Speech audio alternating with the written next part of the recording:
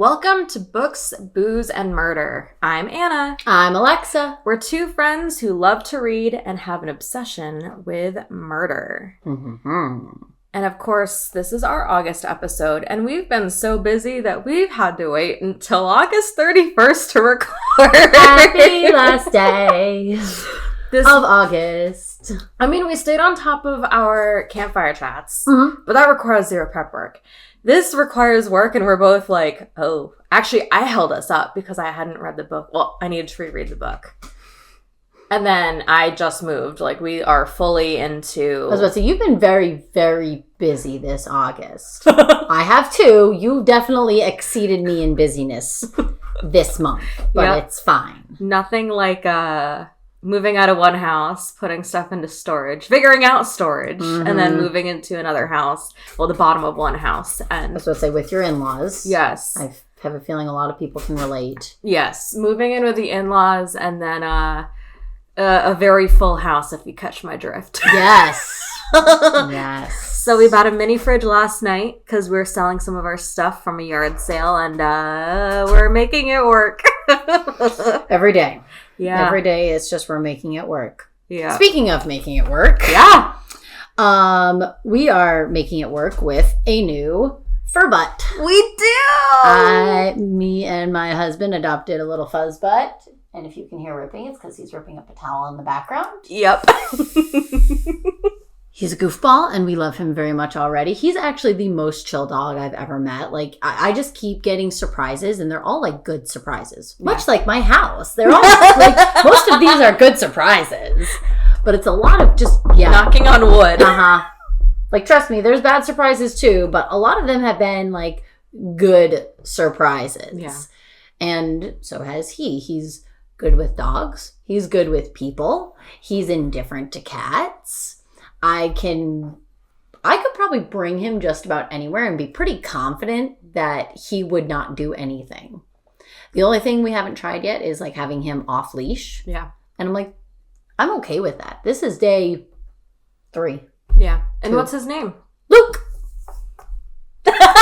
He just looks at me. He's like, what? And Luke, I am your father. And what's his breed? We think he's a Basset Hound Yellow Lab mix. So he's got like the weird hound body with the shorter legs and the Basset Hound ears and a curly Q tail, but the color of a yellow lab. Yeah. He's a cutie patootie. He's about 4 years old. Yep. So if you hear breathing, that's Luke. It is not us. I know. It is not us breathing heavy. Hi, buddy. Yeah, Mr. Counter Surfer that he is too. Watch your sandwich. Yeah, true. Okay. This month is the Book Thief, and you put together a cocktail that I needed because there's caffeine in it. And alcohol. Yes. Yes. And then you gave me a mug that's like one of my favorites at the moment. It says, it's called Fuck Off, and it's over there. And I'm like, yes. Yes. So what's in it, and why'd you pair it? So we have coffee and peppermint schnapps and Tia Maria cold brew coffee liqueur. Delicious, by the way. I didn't add any sugar to it. I meant to, but I didn't. That was an optional thing. Sugar. I didn't have plain creamer, so I just added whole milk. Mm-hmm. And then it's topped with a little bit of whipped cream. I like it. This is called a Bavarian coffee. So shout out to our German-themed book that we have. Aha. Mm-hmm. Aha. Mm-hmm. Well, it's very yummy, and I needed it. Mm-hmm. And I can make another one if we need to. Because goodness knows I think I need coffee. It's I'm okay with the dreary days. Yeah. It just makes me want to drink more coffee all the time. Yeah.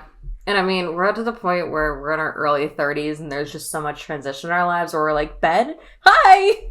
Can I take a nap now? It's 2. It's nap time. It's 1 o'clock as we record this. I don't care. I don't care at all. It's nap time. But yeah, I reread The Book Thief for this episode. And I texted Alexa at like 11 o'clock at night, and I was like, I hate you. I was like, I adore you, but sometimes you're the worst, because the ending, like, I think my brain conveniently deleted it from my brain. I understand. And then actually I talked with my mom. So my mom actually just had another knee replacement. Right. And I was talking with her, and I was like, okay, like, what do you have to entertain yourself? And she goes, well, I just started reading The Book Thief, so I can stay on par. And I'm like, Mom, listen. Yes! Yeah. So she was like, I don't know if I'm going to be able to, like, read it in time for the episode. And I'm like, it's called a recording, so you can listen to it whenever you want. Take your time when you want to listen to it if you don't want the spoiler. Yep.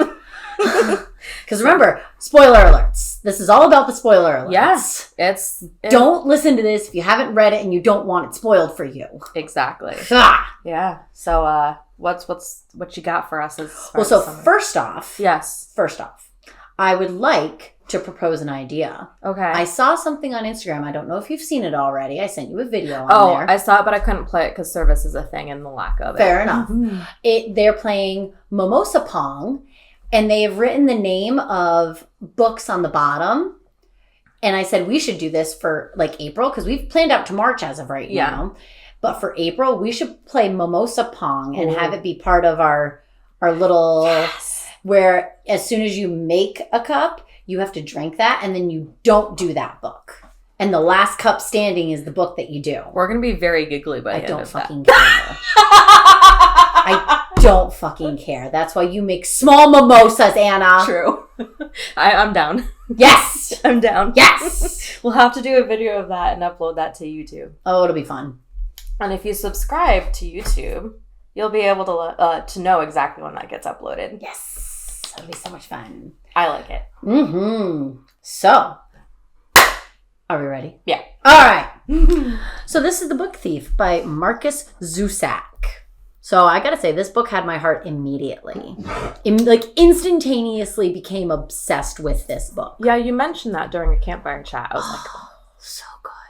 And it's just because it's written from such an interesting perspective. It's not written from a human perspective. And I'll get there. So this book starts with an 11-year-old girl on a train to Germany during World War II. But it is not written from the perspective of a Jewish person in a concentration camp, like so many books have already been written. Not saying they're bad. It is just a very interesting perspective. This is written from the point of view of the angel of death, or the equivalent of, because they never actually say this is death or I am the angel of death, but it is written from that perspective. So interesting. Obviously, he is very busy during this time period keeping up with transporting souls, but one little girl, Liesl Meminger, the book thief, is the one we follow through the story. During her train ride, her brother dies, and her and her mother have to bury him in a random graveyard while the mother is going to drop them both off in a foster home. We are never given any reason for the mother dropping off Liesl and her brother Werner in a foster home, and we never know who their father is. We are told that the graveyard is where the book thief steals her first book about after her brother has been buried. She's then dropped off in Molking, Germany, with a couple named Rosa and Hans Huberman, who become her new parents, but support Liesl in any way they can, especially Hans. Hans teaches Liesl how to read at 2 a.m. when she wakes up from nightmares and wets her bed. He teaches her bravery and kindness. He has applied to be a part of the Nazi Party, but he cannot work unless he is part of it, so he reluctantly continues to apply. He is also an accordion player and a painter.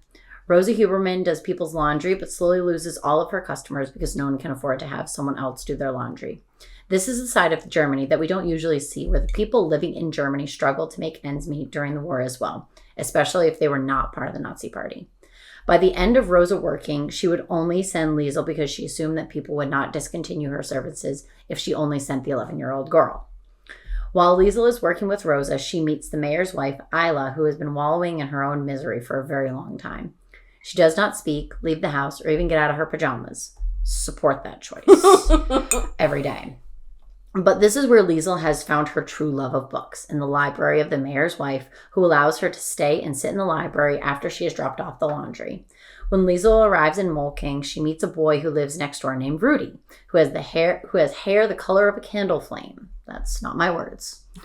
They remain friends for the entire book, but their thing is always Rudy's asking for a kiss and Liesl saying no, which I thought was absolutely so stinking cute. He's like, oh, yeah. Can I have a kiss? Can I have a kiss? Well, after this, will you kiss me? If I win, will you kiss me? It's so funny. Yeah. So funny. They have the cutest friendship where they will play soccer, race each other, and steal food together. People were that desperate, and they always protected each other. Both children were part of the Hitler Youth, and Rudy was possibly one of the fastest boys of his age. Eventually, Rudy and Liesel would steal many things, including books from Isla's library, which wasn't really stealing because she wanted Liesel to take her books. She wanted to give Liesel joy in any way that she could. She even left a plate of cookies for Liesel and Rudy once, but other than food, Liesel only stole books. The first in the graveyard, which she learned to read from. The second from a burning pile of books that the Nazis were burning in the street. And the third and fourth books were stolen from Isla, quote unquote, by the way. During all of this, Hans and Rosa are also helping a Jewish man named Max hide from the Nazi regime by letting him hide in the basement. Max and Liesel grow close during his stay and grow exceptionally close when Max becomes very ill and Liesel brings him a new gift every day. And because she can read so well, she reads to him every night in hopes that he wakes up. He does eventually wakes up and starts a book for Liesel. He does this by painting pages of a book from the Communist Party and rewriting his own story. At some point, Hans Huberman is trying to help a Jewish man who is being paraded through town on his way to Dachau with many others. And because of this, Max needs to leave and find somewhere else to hide. And Hans is accepted into the Nazi Party, along with Rudy's father, and they are drafted for the war effort. So that was definitely like that back alley. Yep, absolutely, we'll accept you. Send you right off to war. Yep. So of course, because Hans decided to stand up for this Jewish man, it was simply just let him up, let him walk. Did he throw him bread too? I can't remember. They did. The kids did. Okay, that's what I thought. But Hans didn't specifically. He was just kind of like, let him go, let him do his thing. That, of course, is a very big no-no with the Nazi Party. You don't help the Jews. You don't help them in any way, shape, or form. You only degrade, which is not, obviously. He was doing the humane thing when everyone else wasn't. Yeah, exactly. Yeah. Some days, man. Yeah. Before Max leaves, he finishes writing a short fable fairy tale for Liesel and leaves it in the basement for her to find. Liesel finds it and reads it so many times until she has it memorized. The book is called The Word Shaker, which portrays the importance of words and the impact they can have on people. Hans ends up breaking his leg and is sent home, but after that, Mole King has been having air raids and they've decided to go hide in a neighbor's basement with many others. During one such air raid, Liesel brings one of her books and begins to read out loud to the group, who then quiets and helps pass the time before they can come out of the shelter. She then starts reading for one of her cranky neighbors, a few days a week, and every time there is an air raid, she reads for the group. Eventually, during one of the times when the Nazis are parading a group of Jewish people through the town, Liesel and Rudy leave stale breadcrumbs for the poor prisoners. And every other time, Liesel looks for her friend Max, because of course Max is now gone. So she's like, I don't know if he's been caught. I don't know what's going on. Yeah. She does eventually find him and runs to him, but is whipped and thrown out of the way. Rudy has to restrain her from running after him. Liesel also returns to Isla's house one more time, rips apart a book, and writes a well-written note saying she will never steal from her again. After that, Isla leaves her house, dresses, and brings Liesel a journal and tells her that she should write her story because her words are important. So every night, Liesel starts writing the story of the book thief. She ends up with a little over 100 pages before there is an air raid that the town was not prepared for, flattened, and everyone Liesel cares about is taken from her.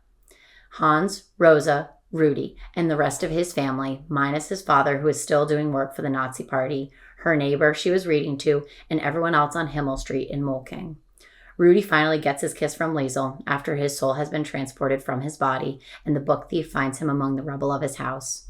The story ends with our narrator collecting Liesel's soul after she has lived a full life with a husband, kids, and grandkids, and giving her the book she wrote in her journal, telling her how he had read it many times over the years. There are many aspects that I loved about this book, minus the title and the cover. I love that the book was written from the point of view of the Angel of Death. Mm-hmm. I just thought that was such a good touch. Yeah. I also liked how the chapters were short, and each chapter was part of a section. Yeah. At the beginning of each section were the chapter titles that provided some foreshadowing to what was to come. I also love that there were short little side stories from our narrator provided and short explanations for certain topics that are brought up during the book. It wasn't a woven in explanation that was long and drawn out. It was just a short little snippet that usually just added to the story. Yeah. I just thought it just such a cool way to write a book. Yeah. Yeah. Absolutely. A labor of love, that's for sure. Dude. Yeah. Oh my gosh. I mean, I guess I loved, like, I'm thinking when Hans is in the army vehicle and what was it? It was something like there was a 24-year-old guy and they weren't getting along. And then there was the foreshadowing of, oh yeah, he's going to die within a few months. And I was like, what? I mean, even like in the beginning of the book when they say, oh yeah, Rudy's going to die. They eventually foreshadow that Rudy is going to die. So I'm like, when is this coming? Yeah. What are you talking about? Yeah. Ha! Yeah. I still cried at the end because it was like, in my mind, I can envision like a movie where it was just, none of them expected it and boom. And I was like, like, this is how you say goodbye. And Liesel's the only one who survived. And just, And of course, she survived because she was in her basement. That was deemed not fit. That was deemed not fit for it. And the air raid sirens didn't go off soon enough. Yeah. And she was down there reading her book that Max had given her. And everyone else was just up sleeping. Yeah. And then all of a sudden she was saved due to her unfittable basement. I was like, yeah.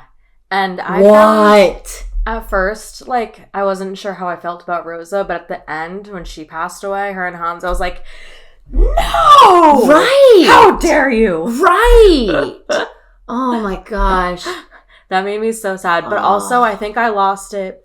I first started losing it when Liesel was working in the tailor shop with Rudy's dad, and then Max walked in, and I was like, I know. Because, of course, Rudy's dad comes back. His whole family has been wiped out. Literally the only person left is Liesel, and I'm just like, oh! Yeah. And even, oh my gosh, the cranky neighbor, the woman, the fact that her son died, and her other son came home, and then he took his own life. I was know. That's such a sad reality. Yeah. Even now, that's such a sad for reality. Sure. Oh, just, dying. It's one of those things where I couldn't always keep a lot of the neighbors straight, but you had a really good point in your summary, how you're like, we're seeing the perspective that not many have seen, or read about, which is, this is what the life was for the German people. And then to hear about the parades of all of the men, the Jewish men walking through. And at one point, Liesel did see Max, and she was like freaking out, and Rudy had no idea. Before she explained, I was like, oh my Lanta. But it did make me very happy to know that Liesel had another chance at life in Australia. Australia. Right? Yeah, she eventually did go to Australia, but yeah. So sad.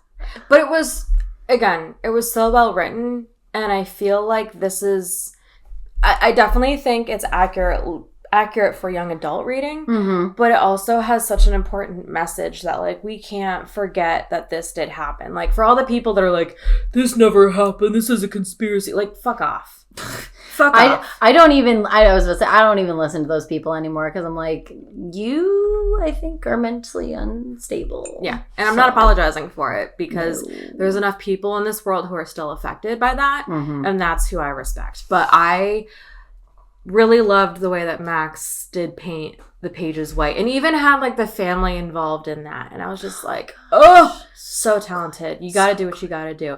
And then I almost lost it when the soldiers went down to the basement to like take the measurements, and he had to hide down there. I was like, don't find him, please don't find him. And then the comments about Rosa's cooking. I mean, you couldn't complain back then. No complaining. You ate it and you did not question it. Yeah. Woof. Yeah. No, I think, I adored Hans. I felt so bad that their son basically disowned them. And then the daughter was there. But the way that they took her in, and it wasn't just like for the extra money, but the way that they really treated her like a family member, I'm just like, oh, yes. Yeah. Oh, so good. Yeah, this was a good pick. This was a good pick. And despite me saying I hate you sometimes, this was a good pick. I understand why you said it, though. I get it. I do, because that's such a sad book. Yeah. It was like, it was so weird. And then in the process of reading it, I was like, this is so good. And now just even looking back on it and talking about it, I'm like, that's so sad. Yeah. And I mean, even things that Hans saw in his service of retrieving of bodies, it's just, and how you kind of have to like have dark humor involved in all that in order to get through it. Yeah. Yeah. Ain't that the truth? Woof. Yeah, it was good. I fully understand why it's gotten so much attention, and I believe a bunch of awards, right? Oh my gosh, yeah. Yeah. It's like award winning and everything. And I'm like, yeah. And that's why it was made into a movie. I see. I almost don't want to watch the movie now, though. I almost don't want to watch it because like the book was so good. There's no way you can do just as good. No offense to anyone who was a part of making the movie. I'm just saying there's no way. Well, the woman, Emily, the woman who acted as Rosa, she is very well known. And I believe the male who acted as Hans, he's pretty well known too. I'm spacing on his name. But she is a very amazing, like she's a great actress. I don't know the actress who acted as Liesel, but yeah. I guess I'm conflicted too because the book was so good. Like, does that match up? I don't know. The struggle is real. I don't know. Shit. All right, ready to just turn the page over? Yep, turn that page over into some true crime. What are you going to do for me today? So we're going to stay in Europe. Okay. But we're going to head over to England. Okie dokie. Yeah. Today, I'm going to be telling you about Adrian Greenwood, a historian who was murdered over the theft of a book. Oh, that's fitting. It's going to blow your mind. Oh, fuck. This guy. What else is new? Yeah, seriously. So, sources for this case included his Wikipedia page, the BBC, The Guardian, Yahoo News, Huffington Post, and a documentary I found on YouTube called The Real Manhunter. And normally, like, I really wouldn't use a lot of, like, Wikipedia and Yahoo News or even, like, the BBC I'd usually use, but the others I wouldn't normally. Right. Which is why I was like, okay, well, the documentary on YouTube has these people who are involved, so I'm going to trust that. Yeah, and then there was another documentary out there. I just didn't have access to it. Gosh, darn it all. Yeah, so if you're in the UK, yeah, this is probably pretty well known. Okay. Adrian Mark Greenwood was born in October of 1973 in Horsham, Sussex, England. His parents were highly educated individuals. His mother was a practicing dentist, and his father was a historian, lecturer, and researcher. So given this, it's no surprise that he grew up to be a historian, biographer, author, and an art dealer. He had a particular interest in 19th century British military history, and he even wrote hundreds of articles on antiques and collecting, and wrote 2 books on military history. I can't relate to any of this. Nope. But the main point that I'm trying to establish is he was very, very intelligent. That's fair. And then, obviously, we're in the United States. This is the UK. These schools don't mean much to me, but my research said that they're pretty prestigious, so I'm just going to go with that. Sounds good. Yeah, so he attended Hawthorne's School in Bletchingley, Surrey. They have the most interesting names over there. Bletchingley. Yes. Okay. I'm a child. Yes, I know. Belch. Sorry. If you live there, yeah. It's an independent co-educational prep school, but when he attended, it was an all-boys school before going to Tunbridge School in Kent. There's a reason why Wine and Crime makes, like, these are all the funny towns, and this is where it is, and I'm just like, there's a reason for it. While there, he read philosophy, politics, and economics at Christ Church in Oxford before he went for his MBA at Imperial College in London. So he was just a smart dude. He was a smarty pants. Not me. That's not me. It's fine. Yep. After leaving Imperial College, he tried his hand at buying and selling lost property, such as umbrellas, cell phones, coats, that sort of thing, and then selling them at car boot sales around London. He eventually, though, moved to antique furniture. And a quote that he said was, "The trouble was I wasn't very good at it, and after a couple of years, things got pretty desperate. To make ends meet, I delivered copies of the Yellow Pages. At one point, I applied for a job as a pallbearer." I am so sorry that you are so smart and you have to be a pallbearer. Oh. He then moved on to exploring auction houses, and by the late 90s, he had hit his stride at one particular location, and this was J.S. Fine Arts Auction House. He'd become a regular, accompanying his mentor named Mary. At first, he bought unusual items before moving on to furniture. He was known for his artistic talents, which served him well before he eventually honed in on high-value books, particularly first editions. He was one of 4 people in Oxford in this business, so he was very well known. Okay. By 1998, his writing career took off when he sent his first article to the Antiques Bulletin, and it was soon published. After that, he started writing for most of the British antiques and collectible magazines, as well as several interior design and heritage titles. This is what launched him into fame and got him on the radar for the whack job I'm going to eventually introduce us to. In 2000, he started selling books online, and I'm talking eBay. Mm-hmm. Quote, "I was lucky I caught the right moment. You could go to an auction and buy a tea chest of books for £10 and then put them online for £10 each." Okay, so that's very lucrative. Yep. The trouble was I ended up with 5 garages filled with 25,000 books. I understand.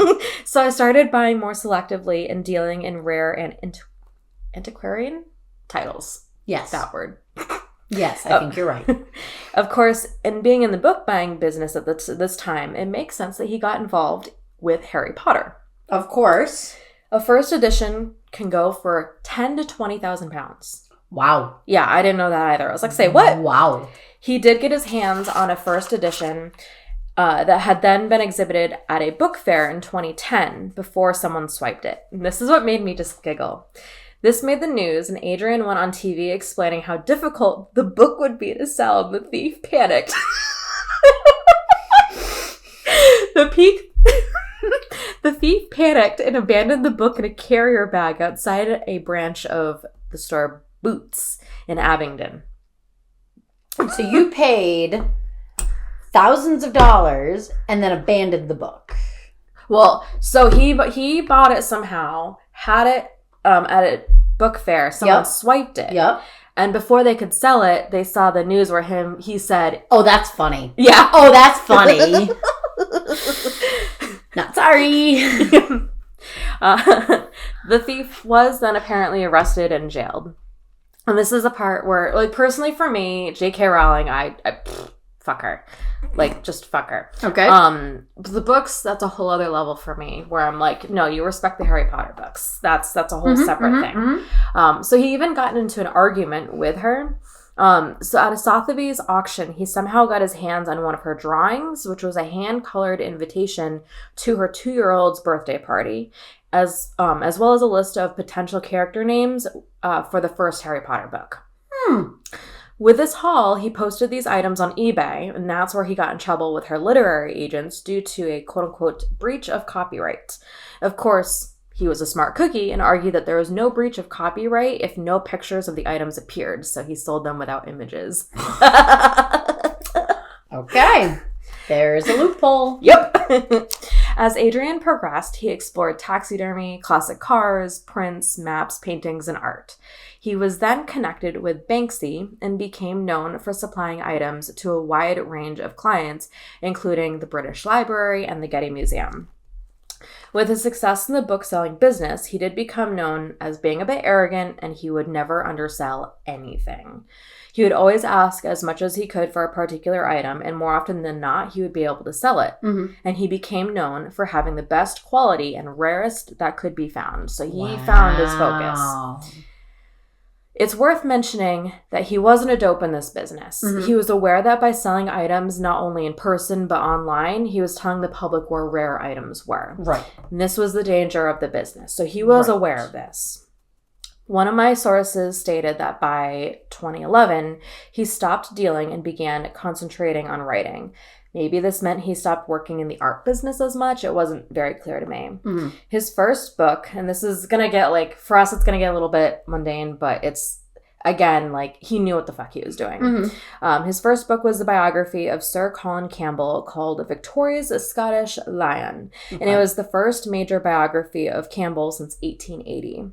And according to Adrian, when he was at Tunbridge School in Kent, he came across Sir Colin Campbell and was astounded over the fact that he wasn't more famous. And he continued to see Campbell's name in books on the Victorian Army and by other historians and decided to shed more light on him. Mm-hmm. So I think at this point it's art dealing and then writing. Like, that's what he was doing. Mm-hmm. At least that's the assumption I got. Right. And this is where things get kind of fuzzy. With all of Adrian's listings on eBay, he'd somehow gotten connected with a buyer who came to his home multiple times. Mm-hmm. This buyer was a 50-year-old unemployed father named Michael. Michael was going through a rough patch post-divorce and was 350 pounds and in thousands of dollars of debt. Ooh. Like, I think it was like $13,000. So, like, it was enough to where you feel like you're drowning, but it wasn't like in this, like, 6 digits. He was described as a gentle giant with no history of violence. Okay. So let's jump to April 5th, 2016. Adrian had been seen at a supermarket, and there's surveillance video to support this, but he'd never be seen alive again. Ooh. On the morning of April 7th, a cleaner located at Iffley Road in Oxford made a call to the police. What the cleaner found was the boss was her employer, Adrian Greenwood. Mm-hmm. She'd entered the home and found him in the hallway, covered in blood. Ooh. As she was yelling for help, a nurse who was walking by came in to assist her. Mm-hmm. Unfortunately, Adrian was pronounced deceased at the scene. Oh. According to The Real Manhunter, which was a documentary I found on YouTube, hi, Luke, and an article from The Guardian, he'd endured 33 stab wounds. Overkill. Yeah, overkill. That's a lot. They included stab wounds to his jugular vein and his airway, his chest, a puncture wound in his back, and wounds consistent with having been tortured for information. So, like, shallower stab wounds. Uh-huh. Like, I was reading this and watching this, and I was like, this is my biggest fear, is being stabbed by a knife. No, thank you. Owie, that's not fun. Yeah. No, thank you. No, thank you, buddy. Mm-hmm. Yeah, no, thank you. His shoulder blade was also broken from someone stepping on it. Ow! So the police were like, is this a burglary that went wrong? Mm-hmm. Or was Adrian hiding something? They had no idea. Major Crimes was stumped because they had no obvious suspects. And here's what they did to piece it all together. In the hallway, he had been stabbed in what was assumed a frenzied attack. Which, fair. During a search of the house, there were no signs of a break-in. So he obviously let someone he was familiar with in. Right. The black handle to a knife had been found, but no blade.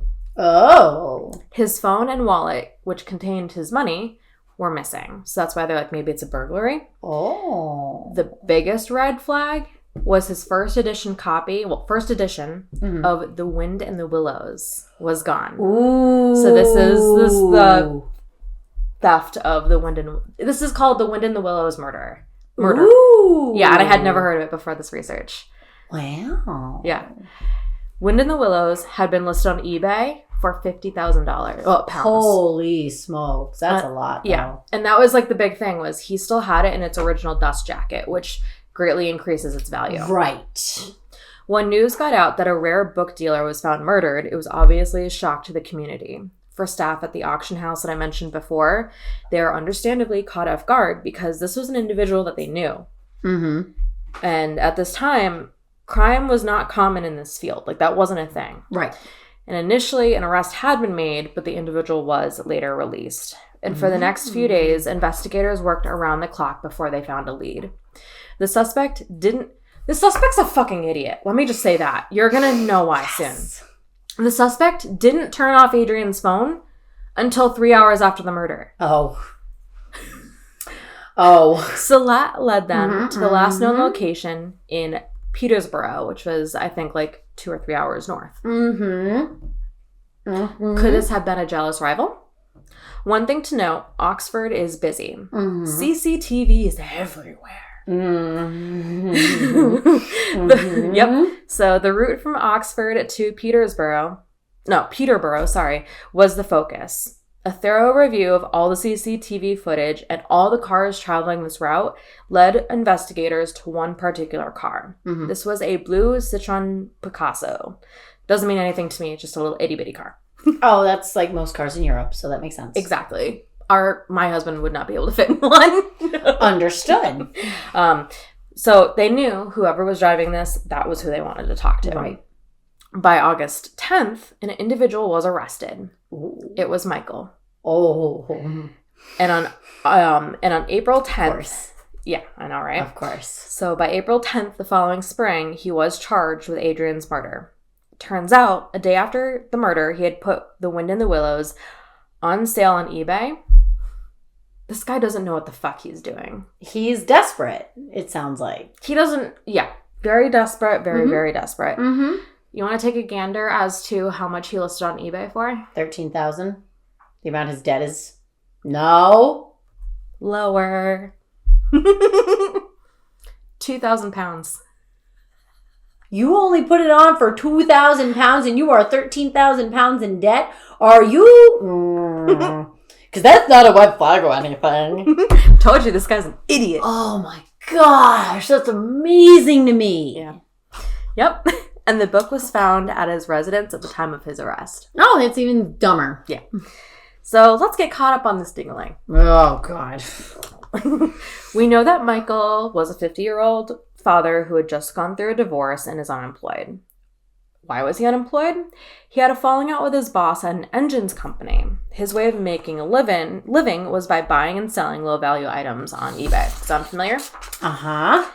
Adrian became a target of his searches along with the keywords, quote, rare books Oxford and Wind in the Willows. So somehow, that's why I was mentioning, like, this is what led him into, like, fame. Right. On the day of the murder, he went to Adrian's house, like he'd done before, planning to rob him. He'd brought a stun gun with him, which, keep in mind, in England, stun guns are illegal. Most things in England are illegal. Yep. But so that makes a lot of sense. Yep. So. The stun gun was disguised as an iPhone. Interesting. One of those old ancient bricks of an iPhone? Yeah. Uh-huh. Because those stun guns aren't tiny. Yeah, it was, That's hilarious. My sources weren't clear on this next part, but my assumption is he frantically stabbed Adrian to death using, like, the stun gun in a way, or, like, using the knife. There we go. I don't know. It was all over the place. And obviously it was so violent that the blade came free of the handle. He then grabbed Adrian's cell phone and wallet before fleeing the scene, and also the book. Can't forget that. The most jaw-dropping moment was the fact that Michael took a selfie in front of the house after the murder. Why? With blood on his cheek. Why? Because I'll tell you why. Is this look what I just did? Yes. You stupid. And this is why I knew I had to do this, because this guy's so stupid. Oh, okay. Yeah, he's an idiot. Okay. Yep. The selfie was then sent to his son to show that he'd been attacked in the South End by thugs. So it was his attempt to create an alibi. But the thing is, if you're trying to create an alibi, you shouldn't do it right in front of the fucking house that you robbed. Nope, that's dumb. You should probably be in the spot where you said you were, because your cell phone is now going to say, "Oh no, I was not there. I was there." Yeah. Yep. It is amazing. People amaze me. Truly incredible. Oh, I hate so many stupid people. Yeah, so many stupid people. But this is why I was like, we can just trash talk this guy, and I don't give a shit. Going back to investigators tracking Michael down from the cell phone tracking, as he was being led from his flat, he complained of not feeling well. Rather than being brought in for questioning, he was then brought to the hospital where he was checked out by medical staff before being found fit to be questioned at the station. So he was just buying time. I was going to say, of course you didn't feel well. You just killed someone and you got caught. Idiot. Fucking dumber. Yep. A search of his flat led to key pieces of evidence indicating his involvement. So boots with blood on them, the blade belonging to the handle found in Adrian's home, the stun gun, and the wind in the willows. He did not think this well out. Nope. I'm not gonna get caught. Why? Just because I'm not. The blade was about 6 inches long and it had been hidden in an envelope behind the TV. He went through a lot of strides to make sure he covered his tracks. That's the best you got. Bury that thing deep in the woods. Are you stupid? Yeah, he is. It was Michael's 14-year-old son that brought to the investigators' attention the missing wind in the willows. So that was the thing. He was trying to establish the alibi with his son. His son came over to make sure he was doing okay, and then was like, something's not right. This is weird. When the police interviewed the son, an adult was present as his advocate. He said he'd gone to his father's house, and his dad told him he'd been attacked when he was out and about. So again, what I just mentioned. So the son must be like a teenager. 14. Okay. Yep. Michael had given him a sob story about thugs attacking him, and the knife was embedded in his cheek. So that explained the blood. When a 6-inch knife blade is embedded in your cheek. Yep. That's from cheek to cheek there, bud. Yep. Okay. Okay. Yeah. And that was how the son had done it. Was going over, saw the book, all that. The part that didn't make sense to investigators is that Michael had been planning on selling the book for that 2,000 pounds online. Right. Again, what a fucking idiot. Next, investigators looked through his devices. Before the crime, Michael had been searching addresses for wealthy individuals and celebrities. He had gone as far as putting together a spreadsheet on his laptop and listed Adrian's name on it, and by it he had written, quote, expected take, rare books. Quote, reason, tosser. Next to, quote, modus, he wrote any. And with the other individuals on the spreadsheet, he would put, like, family members, and then the theory was perhaps, like, he would connect to the people he was targeting through the family members. So for him, yeah, it was bad. Wow. And then I'm trying to remember if I listed this on my note. Yes, I did. I'm not going to spoil that part. Okay. Just keep reading. Yep. Before the attack on Adrian, he'd attempted another attack that went terribly wrong. He's very good at what he does. I can see that. He targeted a businessman that he could steal valuables from, and his approach was to pretend to be a delivery driver. When he knocked on the guy's door, though, the wife opened the door and she started screaming for help, and he fled. Good choice. Good choice. Okay. And then, obviously, in the aftermath, staff at the auction house said that Adrian must have been highly confident that this potential buyer had money for the book. Otherwise, he wouldn't have given out his address. Right. On the day of the murder, Michael took the selfie after the stabbing, which we know. Right. And it's theorized that this was done to show his viciousness. You're so vicious. Yep. Congratulations. And therefore considered vital evidence. Like, this crime is so ridiculous. Yes. Yes. People are dumb. Prosecutors argued that his intention was to get money by going to houses of wealthy people and rob them.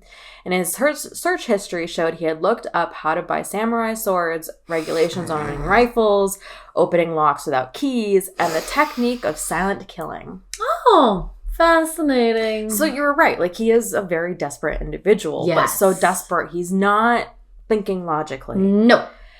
Quote, in a bizarre defense, he attempted to claim it was not him, but another man, whom he would not name for fear of consequences, that had carried out the searches and drawn up the list. This man would come and go from his Peterborough flat at all hours of the day and night, this guy had claimed, and had full use to his mobile phone and laptop, end quote. Actually, no, it's not end quote because there's more to it. Oops. Keep going. It's been a month. Occasionally, his last name is Donaher. Mm-hmm. So occasionally, Donaher said he would lend the man his phone and car, and he claimed, explaining why both had been traced to the home of the wealthy businessman Adrian Beecroft. That doesn't mean anything to me, by the way, but I'm just quoting. Mm-hmm. When a man had tried to force his way in while disguised as a delivery driver, he then fled, and when the wife screamed for help. Like, this guy's such fucking stupid. So he is trying to just get out of it in any way possible. Oh, I lent my phone and my car to this guy, but I'm not going to tell you who it is. Okay, you're going down for it then. Mm-hmm. Yeah. Suck. Yeah. Asshole. During the search of his home, investigators found on Michael's computer the names of 14 people that he intended to steal from or kidnap. Mm-hmm.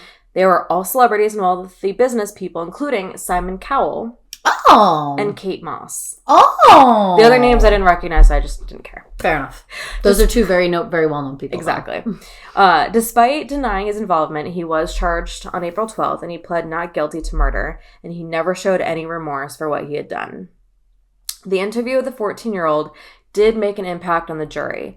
The natural assumption is that close family members would normally be unwilling to turn on other family members, and this showed that Michael had crossed a line. Mm-hmm. There was no allegiance to his father. Mm-hmm. He claimed self-defense during the trial because apparently Adrian suddenly attacked him with a knife after Michael made a bad joke, and he was only there to meet up with a dealer to buy cheap books. You're doing great. Yep. Please keep going. And then, so... The documentary had stated he didn't have a history of violence. Okay. But another source did say this, so I'm going to mention it. But again, it's like, two conflicting things. Right. So one of the sources did say he had a history of assault and battery and admits he has a temper. Which, like, I wanted to include that because that's part of why he got let go from his job. Right. He had a temper with his employer. Like, you can't pull that bullshit. Right. Makes sense. Yeah. So 3 weeks after the trial, in October of 2016, he was found guilty and sentenced to life in prison. Good choice. With at least 34 years. And the jury deliberated for 2 hours. Okay. That was fast. And here's my question to leave us on. Oh, geez. Where in the world is the book now? Okay. I don't know. Nope. I couldn't find it. I'm like, I don't Was know. he just evidence in... Was it evidence in a crime? So it's now sitting in a police holding somewhere? I don't know. I mean, it was definitely considered evidence because it was theft, but I could not find information where it is now. Interesting. So yeah, that was a book thief. Someone made a pretty penny on that limited edition, very expensive Wind in the Willow novel. Interesting. So we got a book thief and we got a book thief. Sweet. Good pick. I love how we could both, like, over, like, the actual book thief book, we're both like, oh, this broke my heart. And this one I just knew I had to cover because it was so ridiculous where we could just giggle through it because it's so stupid. Such a dummy. Good gracious. So that was fun. That was fun. People amaze me every day. Oh my God. They're truly incredible humans. Oh my God. Yeah. Ay. So what do we have for September? Oh, I love this book. This was another really good book where I was like, I was not sad that I read it and then we decided to do that. So then I had to read it again. I wasn't sad about that at all. So good. This is Before We Were Yours by Lisa Wingate. So this is on Goodreads. This is the summary of the book. Memphis, 1939. 12-year-old Rill Foss and her 4 younger siblings live a magical life aboard their family's Mississippi River shanty boat. But when their father must rush their mother to the hospital one stormy night, Rill is left in charge until strangers arrive in force. Wrenched from all that is familiar and thrown into a Tennessee Children's Home Society orphanage, the Foss children are assured that they will soon be returned to their parents, but they quickly realize the dark truth. At the mercy of the facility's cruel director, Rill fights to keep her sisters and brother together in a world of danger and uncertainty. Aiken, South Carolina, present day. Born into wealth and privilege, Avery Stafford seems to have it all. A successful career as a federal prosecutor, a handsome fiancé, and a lavish wedding on the horizon. But when Avery returns home to help her father weather a health crisis, a chance encounter leaves her with uncomfortable questions and compels her to take a journey through her family's long hidden history on a path that will ultimately lead either to devastation or to redemption. Based on one of America's most notorious real-life scandals, in which George Tan, director of a Memphis-based adoption organization, kidnapped and sold poor children to wealthy families all over the country, Lisa Wingate's riveting, wrenching, and ultimately uplifting tale reminds us how, even though the paths we take can lead to many places, the heart never forgets where we belong. And I just read this book. There's so much we can discuss next month, but if anyone follows us on Instagram, you know this already. Like, I'm just giggling when I say it. I was laying in bed for the last 100 pages just reading this. And my husband was sleeping, and I was crying at the end because it was just so sweet. Yes. He's like, honey, are you okay? I'm like, it's the book. Don't ask me questions, it's the book. It's a very good book. Oh my gosh. I had me going all the way to the end. I was like, wait. So you know it's one. No. Yeah. How does this get wrapped in?